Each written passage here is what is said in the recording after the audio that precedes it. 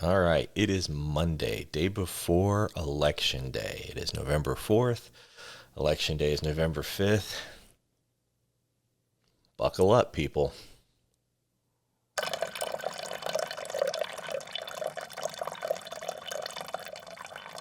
Now, I know politics is not something that I want to talk about excessively on here, but we can't really ignore the elephant in the room, right? I mean, it is what it is. Tomorrow's Election Day in the United States, and unfortunately, what happens here impacts a lot of people. And I know I have people who watch in Australia and New Zealand.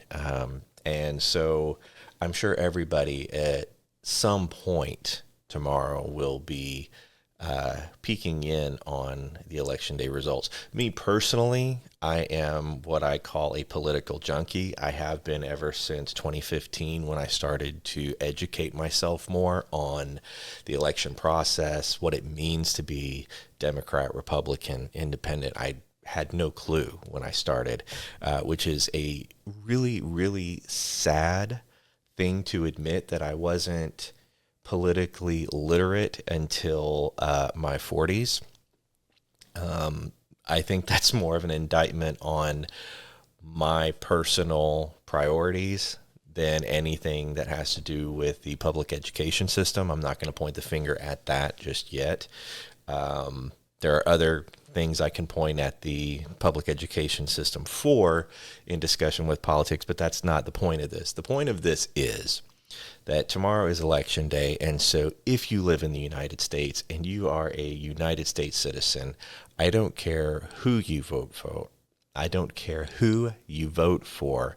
I just care that you vote. We have to have a voice and a say.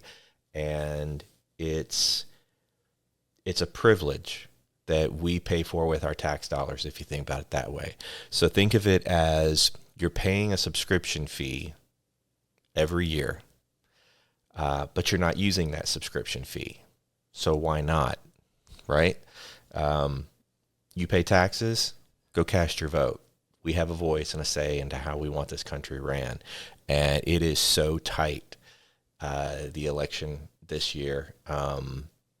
Just when you go into that booth, think about that, about how tight the election is this year. And it seems like they keep getting tighter and tighter. So when you're in that booth, no matter what state you live in, you could very well be a deciding vote. Think of it that way, that your vote, it's so tight that your vote could be the deciding vote. I think they actually made a movie about that one point in time where I think it was Kevin Costner played this guy who his vote determined the election. I don't know. Haven't had enough coffee yet to think all those movie quotes through in my head and movies and which ones are which. But yeah, I just wanted to come on here and say, one, go vote. Two, sorry this one is late. I had a busy weekend. My wife and I had some things that we had to do and shopping and things like that. But I did get some nice new Nikes for walking for my exercise. So that's good because I needed new tennis shoes because I about walked the soles out of my others. And I was able to go support a friend of mine on Saturday who I work with. His real life job is an IT guy like me, but he does woodworking on the side. And I found out last week that he actually makes pens and that he turns wood bodies for the pens and then puts the mechanics in and stuff like that. And anybody who watches this channel knows that I am a huge fountain pen guy. I have shown before my journal, inks that I have, and I have a new journal, by the way, that I'm not going to show in this video, but I'll show it in a later video because I did get a new journal. It's really cool. But I went and was able to support him, and he made the most beautiful fountain pen.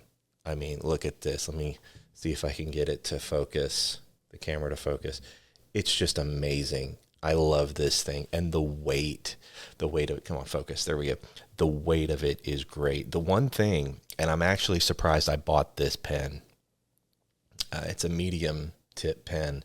And the reason why I'm surprised I bought it is I like pens that are postable, right? Where you can take the cap off and post it. This one you can't because of the design of it. So it's just intended to write with just the body of the pen. And I didn't think I would want that one. I really thought that I would want one of the postable ones, but the postable pens are thinner than what this one is. And this one just feels so good in the hand. Like it's actually the perfect weight and length. I love it. I was writing with it this weekend. Like I said, I got a new journal that came in that I'll show in another video, that I was testing it out, and it's fantastic. So unfortunately, I can't really share a website or anything like that yet because he doesn't have one. He does just local craft fairs and things like that. But I think this is going to be, he's very close to retirement, and I think that this is going to be his retirement side hustle. And so I had to go and buy, and it's if he ever puts out a website, I promise I will link to it, because the quality of these things, you will never find quality like this on Amazon. You won't. But I'm really excited about it, and I just had to share. So I think that's going to be it for this day's coffee talk, because I am running a little bit late and I have some real life work to do. So I apologize that this one is late. Rad Graham, I'm looking at you because you pinged me this morning and was like, "What? No coffee talk?" Sorry, I was slacking a little bit. I really need to be better about this. I need to take this more seriously and commit Monday, Wednesday, Friday, the coffee talk vlogs. And then I really need to get more where I'm doing a weekly video like Graham, because his numbers are phenomenal. Congratulations, by the way, on breaking 1,000 over the weekend. Actually, it was Friday when you broke 1,000 subscribers. So congratulations on that. Wayne, I haven't checked your channel, but I'm confident you've probably already broken 1,000 as well. But I'm going to go check those out. So be sure, if you're watching my channel, to go over and congratulate Rad Graham and Everyday Wayne on their 1,000 subscriber milestone. It's not so much about getting monetized as someone who does YouTube. It's more about, honestly, and I hate saying this, but I think that Wayne and Rad Graham will agree with me. It's not so much about being able to monetize. It's just about that validation of, I've got 1,000 subscribers. That seems to be everybody who wants to have a YouTube channel that's successful. That's that line in the sand where I think things will start to shift. Not that I'm not grateful for the 700 that I have, and I am, but yeah, I think that 1,000, that's where you start to be like, wow. And then I've heard once you get your first 1,000 that it just starts to roll. And so I'm really curious to see how quickly they move on to the next point.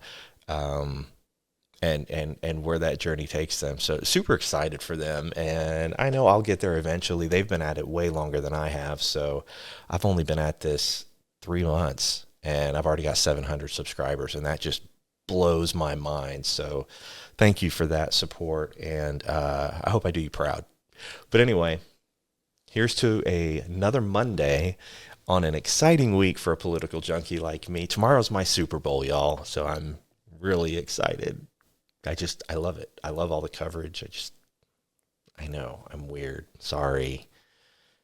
But look at it this way. The election cycle will be over one way or the other. And come Wednesday, politics will be off your TV. And you won't have it in your face the whole time.